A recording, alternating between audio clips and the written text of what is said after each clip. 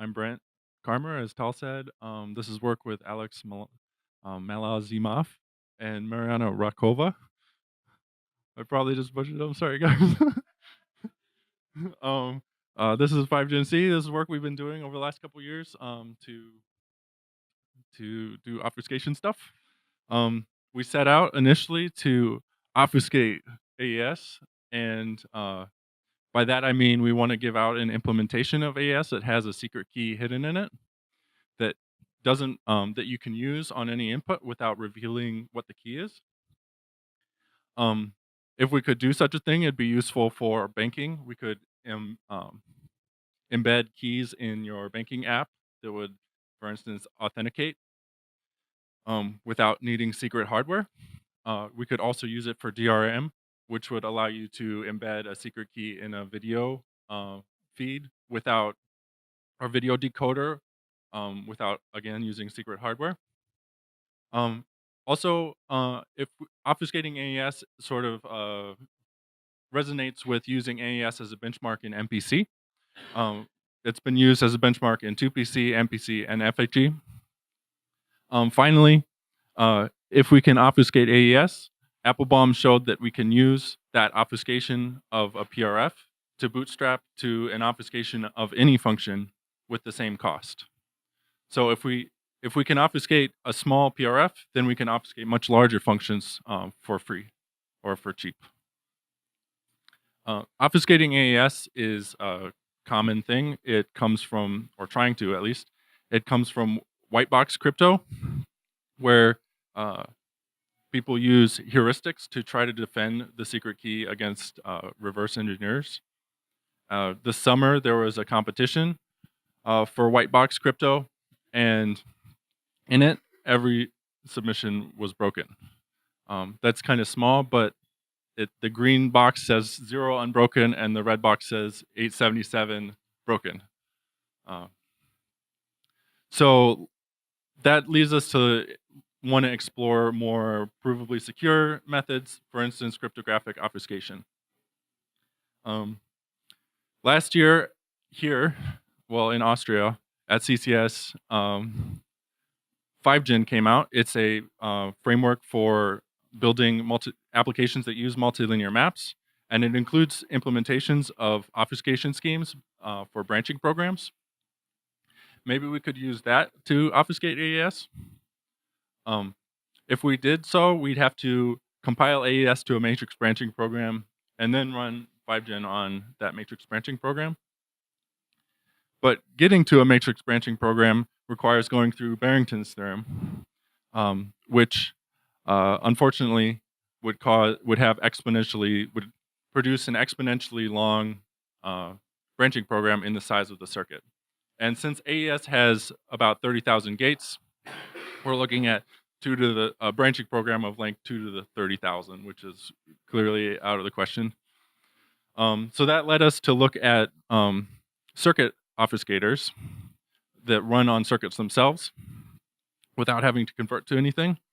And so our contributions are implementations of all of these circuit obfuscators that exist, and a new circuit obfuscator built from a multi-input functional encryption scheme that we created. That's the first multi-input functional encryption scheme that runs on circuits. And we also have a new circuit compiler that minimizes the circuit degree, which is a metric that, as to my knowledge, hasn't been minimized in circuit compilers. The rest of this talk, I'll tell you about our circuit obfuscator and our circuit compiler. And right now, I'll give you the preliminaries so you can understand what our multi-input functional encryption scheme does. Multi-input functional encryption is an encryption scheme where decryption reveals a function of your plain text. So there's a setup routine that produces 2 keys, an evaluation key and a secret key. And you can use the secret key to encrypt as many ciphertexts as you like. And then decryption takes as many ciphertexts as the function takes arguments, and produces and decrypts to the evaluation of those plaintexts. And these ciphertexts are connected to which spot they go in the function. So it's very easy to build an obfuscation scheme from multi-input functional encryption, which sort of differentiates it from functional encryption that only works on one ciphertext at a time. That works quite simply by the obfuscation taking the function and calling this MIFE setup that gives you 2 keys, keep the secret key secret, and release the evaluation key, and then use the secret key to encrypt 0 and 1 for all the inputs in your function. So then the evaluator takes, I'm going down. The evaluator takes the evaluation key and then picks up the inputs that correspond, the input ciphertext that correspond to the input they want to evaluate, and then just decrypts using the evaluation key from MIFE. So this is a zero overhead obfuscation scheme from multi-input functional encryption. This is what we use. All of these multi-input functional encryption schemes and obfuscation schemes use a multilinear map. And the idea of a multilinear map is that you can encrypt elements into boxes that have indices or levels, and then add and multiply these encryptions together. And then there's some notion of a top level where you can look inside the ciphertext, the encoding, and then tell whether or not it carries 0 or not. So for example, here we encode X into the yellow box X, where yellow is a special index. Then we can add 2 encodings that have the same level. We can multiply any 2 encodings. Oh, that's supposed to be green. So these 2 have different levels or different indices. That produces a new encoding at a new index. And then finally, there's some notion of a top level where you can zero test, look inside, and see whether it has a 0 or not. This multiplication is kind of a lie, because all known multilinear maps have some noise in them that makes it hard to open up the encoding. And this noise grows exponentially as you multiply more encodings together. So in order to multiply a lot, you have to have really, really big encodings. And that limits the number of multiplications you can do in your obfuscation or multi-input functional encryption schemes. And we call the maximum degree of multiplications you can compute the multilinearity. And this is the main limiting factor in all of our schemes. And in practice, we can evaluate multilinear maps with up to multilinearity about 100. If we go past that, we're looking at evaluation times of weeks or months. Then also, specifically in the CLT 13 obfuscation or multilinear map, these encodings are actually contain vectors of elements, and then add and multiply and zero test operate on these vectors. And zero test specifically tests whether there's a 0 in every place in the encoding. So here's some notation for the rest of the talk. This is an encoding with these M's are the plaintext slots. This is and then the X's are the index that it's encoded under. And these indices are arithmetic objects, so when you multiply 2 encodings together, the indexes are also multiplied. So now that we have a multilinear map and some notion of obfuscation, I'm going to tell you about our scheme. And our scheme is based on Zimmerman 14, which is an obfuscation scheme. And the idea is that the obfuscator gives out a circuit in the clear, along with some input multilinear map encodings, and some constant encodings, and some helper encodings. And then the evaluator evaluates the circuit using the right input encodings for the input they want to evaluate. And the constant encodings hide some secret, like a key to a PRF or a function itself. And then the helper encodings are used to do things like raise two encodings that you'd like to add together to the same index, and also to zero test to get the output encoding to the zero testing level. And there's two main security requirements on this. First, there's just as it is, there's nothing that forces the evaluator to use the right circuit. They just have these multilinear map encodings. They could do whatever they want with them. So we need some way to make sure that the evaluator evaluates the circuit we want. And then the other requirement is that the input is well formed. We don't want them using, for instance, both the 0 and the 1 encoding in the same evaluation. So defending against these two things are what the scheme is about. So I'll dive into details on how input encodings work. There are two multilinear map encodings. One encodes 0, and the other encodes 1. Put the plain text in the first slot, and then as you evaluate the circuit, the first slot will always carry the value that the evaluator cares about. The second slot has a random check value. This is the same for both the 0 and the 1 encoding. And the idea here is that no matter what input you pick, if you evaluate the right circuit, you'll get the same check value at the end of the circuit. And the only way to get that check value is if you evaluate the circuit we want you to evaluate. And if you don't use that circuit, you will get just a purely random number. And finally, there's we use the indexes to enforce that honest input is used. These indexes are unique for both the 0 encoding and the 1 encoding. Then the top level index will contain both of them. It'll contain both the index for the 0 encoding and the 1 encoding.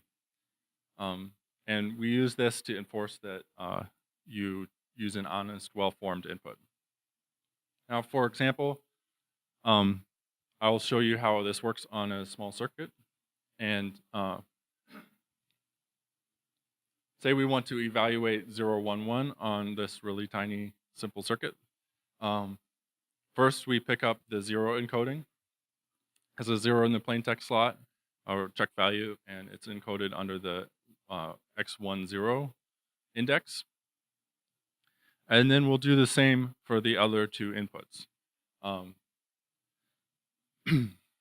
Now, the check values are different for each of these encodings, but it doesn't matter which input you chose for each of the input slots. So now the 0 testing level is going to be both the 0 and the 1 index for all x1, x2, x3. And then as we evaluate the circuit, we just use the multilinear map operations to multiply. And then here we have two encodings that have different indexes. We need to get them to the same index. That's why Zimmerman gives out a special raising encoding that is just an encoding of 0 that lets you raise two encodings to the same index. And then we get to this, we can add two encodings using those. And then finally, we're at the bottom of the circuit, but we're still not at the 0 testing level. So to get to the 0 testing level, we need to add some more helpers. Call the output encoding from the circuit C hat. It has the output, the actual output we care about in the first slot, and then some check value in the second slot, and it's not quite at the 0 testing level yet. So we need to give out some Z's. These Z's have the index that's missing for the ith input, and their own check value. And the idea is that when you get to the top level of the index, you'll multiply in the z's corresponding to the inputs you chose, and that'll take you to the top level. And also, we'll give out a W. This W has the check value for everything in the circuit, including the z's. So no matter what input you chose, this C star value will always be the same. And we can use this to strip off the check value from the output encoding.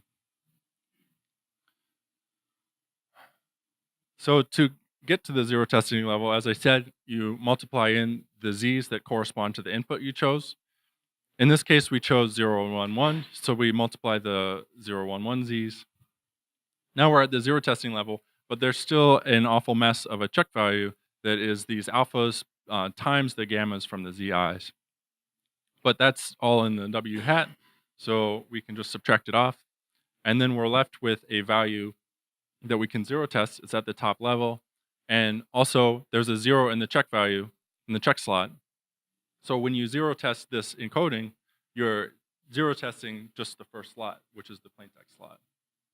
And if the evaluator had tried to use malformed input, they wouldn't have been able to get to the top level. And if they tried to evaluate a different circuit than the one they gave, this W value wouldn't be useful for them, and they wouldn't be able to extract the, there'd just be randomness in the second slot, and they wouldn't be able to extract the value of the first slot. So that's the high-level view of Zimmerman. The multilinearity of this scheme is the sum of the degrees of the input variables to the circuit plus n. This n comes from multiplying in those z's to get to the top level. And our scheme is an attempt to reduce this n as much as possible. So now I'll tell you about our scheme. It's multi-input functional encryption, but we use a compiler to obfuscation that I told you about before. And so this is a sketch of that, of our scheme as an obfuscation scheme. Input encodings work the same as in Zimmerman, except we have we use many more slots. We use n+1 slots instead of just 2, and the extra n slots are used for check values. We pull the input consistency check out of the index and put it in the check slots, so that we don't have to multiply stuff on top of the output encoding. As before, the first slot will carry the plaintext, and then the ith slot will have a special check value for this input with this plaintext value. And then this encoding will be under the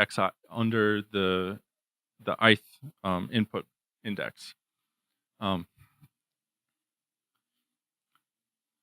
So the top level is the product of all of these xi's.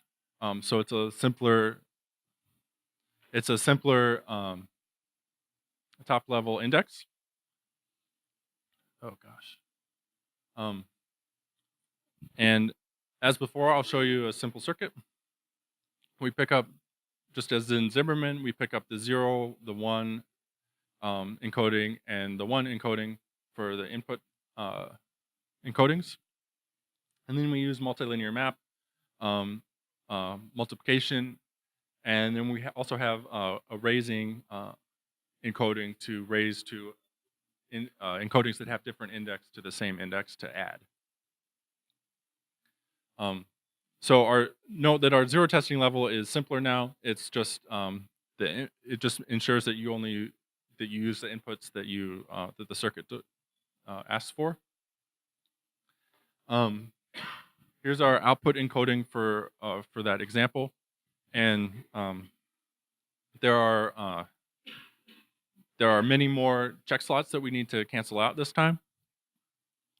That's why we give out 2n W hat values. And these W hats have, in the ith position, they have the top level value for the check slot with the bth input.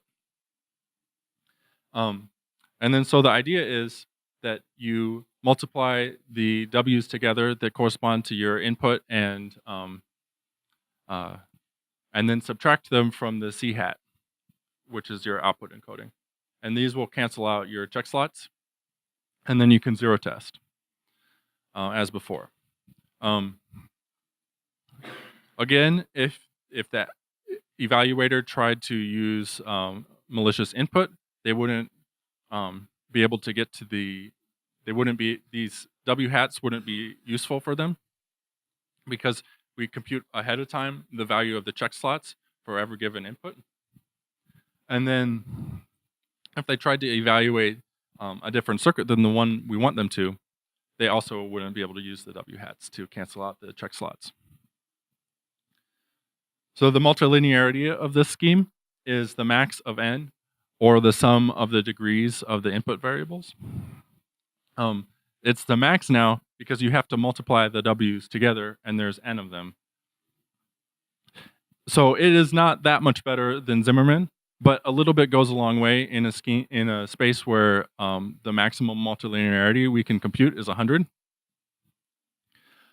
So that puts the onus on us to reduce the degree of the circuits to below 100, and that's why we made some circuit compilers.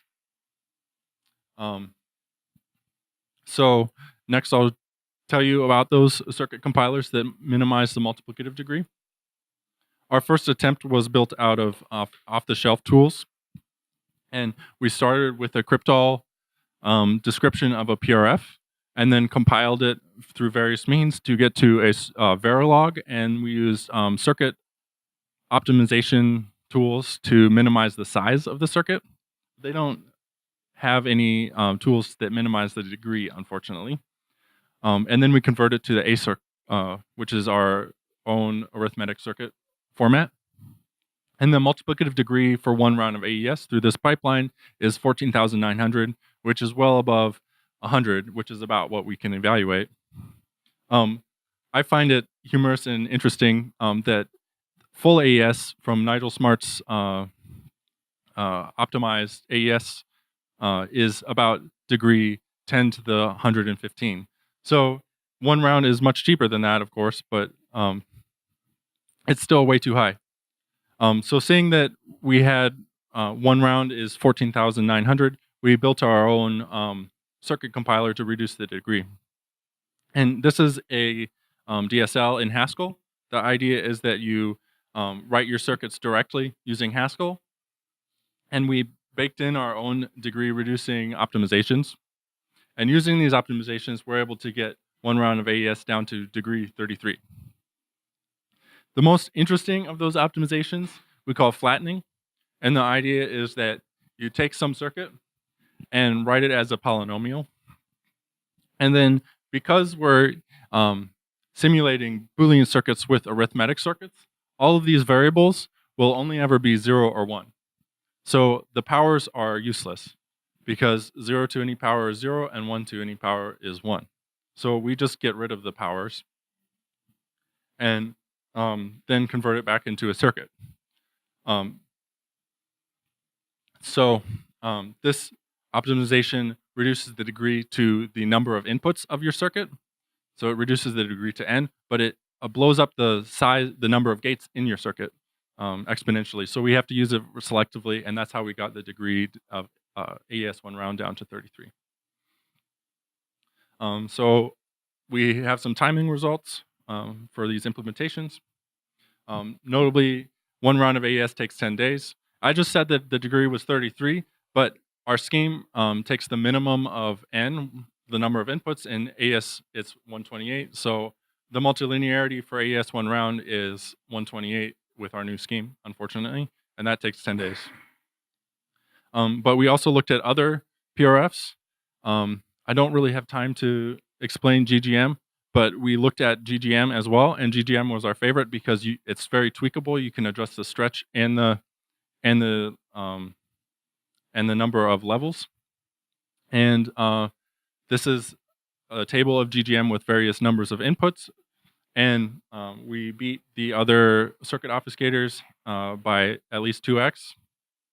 And I'm out of time, but the take home is that we have a new MIFE scheme for circuits. We implemented all circuit obfuscators.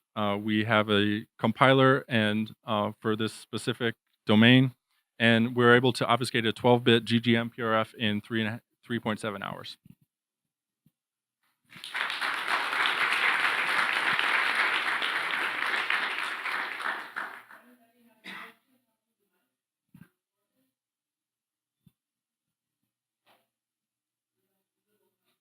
Sure. Brian Parno from Carnegie Mellon. I was just curious, could you say something about the assumptions that are necessary for your scheme? I think we're in the generic multilinear map model. Oh, okay. And